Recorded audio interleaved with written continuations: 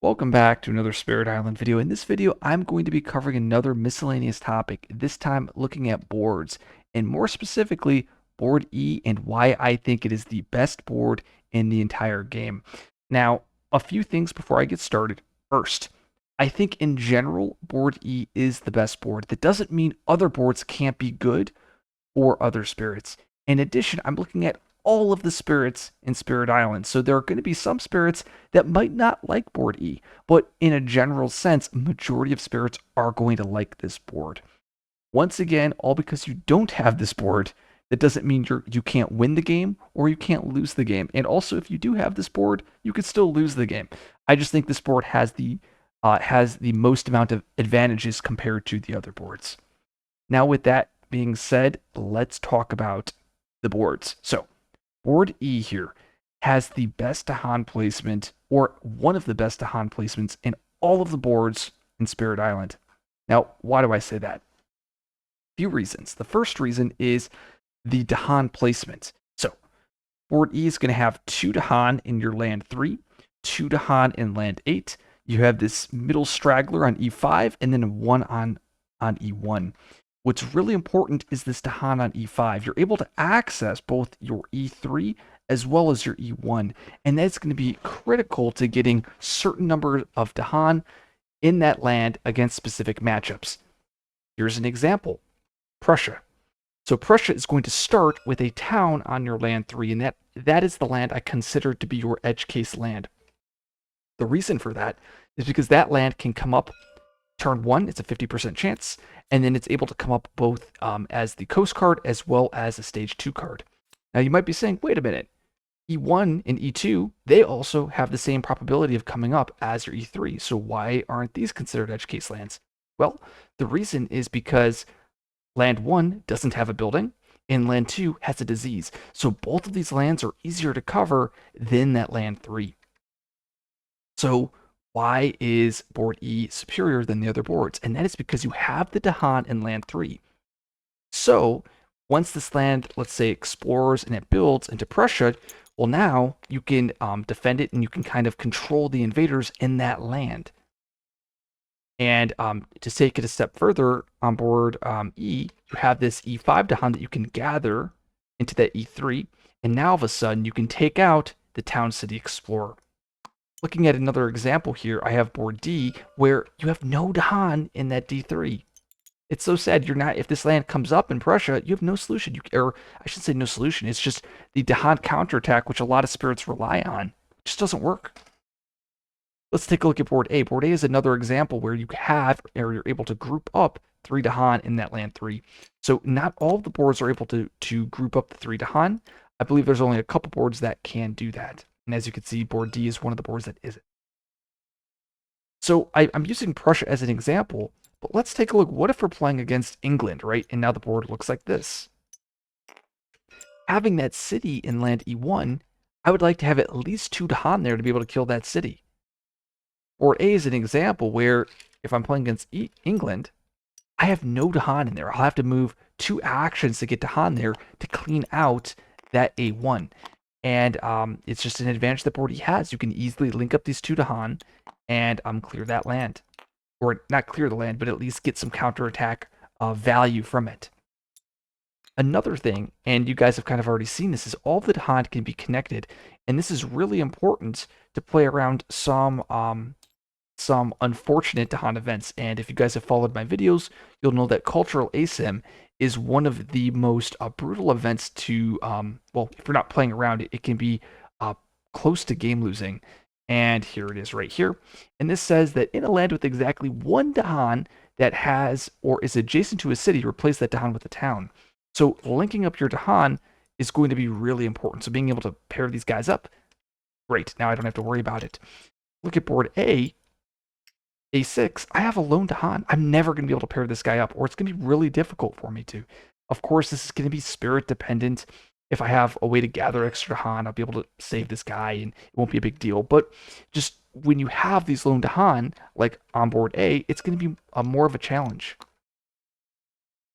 I used cultural asim as an example, but also if you're playing against the Sweden adversary, that's going to be another example of where you want to be grouping up your Dahan. Another benefit that Board E has is it has no Dahan in E2. Why is that important? Well, there's a disease in that land. So if you have Dahan in that land too, like on board A and on board D, that means if disease damage comes up as some of the events, and that would be like, I guess, fatalities, but Grim Toll or I think was it like new diseases? Well, new diseases you would still get hit by it. I guess Pestilence arrives, that would hit if that is the land that has the most amount of buildings. But there are basically several, here we go, plagues bring fear and death. So there are some events that will just outright kill that Dahan if it's in a disease land. So board E doesn't have to worry about that because there's no Dahan in that land too. And hopefully I've shown a lot of reasons of why I think the Dahan placement is just so strong on board E. I'm trying to think if there's anything else. Oh, so Russia. This is another example where you'll have a beast and an explorer in this land 8, and for a lot of spirits, having Dahan in that beast land can be absolutely critical because now I can just defend the land, and the Dahan will easily counterattack and kill the basically protect that beast land if there's no Dahan in that land. So an example would be like board D, where there's no Dahan in either of my beast lands. Well, now once this land becomes a problem, let's say it looks like this. Let's say I defend it. Well, now if that land comes up again, I'm never getting that counterattack value. So getting counterattack value in those beast lands could be pretty important to controlling the Russia adversary. And yeah, so I mean that's the main reason why I think the Dahan placement on board E is pretty elite. I think the only other board that matches it would be board C. Board C has amazing Dahan placement as well. So the next thing why I think board E is such a great board is the blight placement. So you'll notice that board E is one of the few boards in the entire game that does not have the blight adjacent to the city. You'll notice that there's this one land in between that separates the blighted land and the city land. That's important for two reasons. One, it allows us to pocket this land easier because it's easier to eliminate the inland town than it is for us to get rid of the city. The other reason is if there's ever cascading that occurs on the coast, I don't have to cascade through that blighted land. So here on board A, this is a good example where if this land blights on A2, if it's blighting again, I either have to cascade through my blighted land or I'll have to blight into my other coastal lands. And this could be brutal into some adversaries. So for instance, Prussia is a good example where if, let's say I had jungle wetland come up as my starting, right? Of course, this is like the worst scenario for board A.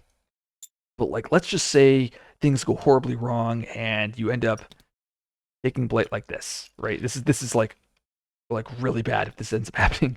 Well, now let's say wetlands comes up again, or let's say jungle comes up again. Well, now you're just so screwed, right? You have to blight, you have to cascade through that A4, and so like if that same situation occurs over here on E2, you could at least cascade into that land 5. So, like I said, two reasons. One, the land is not adjacent to the city, which means you can pocket it easier and also cascade around it easier. And I believe there's one other board where it is not, let me see, actually, I'm curious. I did search this earlier. Is it board H? No, board H is adjacent, board B is adjacent, board C is adjacent, board F. Wow, I guess it is the only board that is not adjacent. That's wild. Yeah, so it looks like every other blighted land is adjacent to the city land except board E. So, well, even I'm learning something here. I thought there was another board, but I guess not.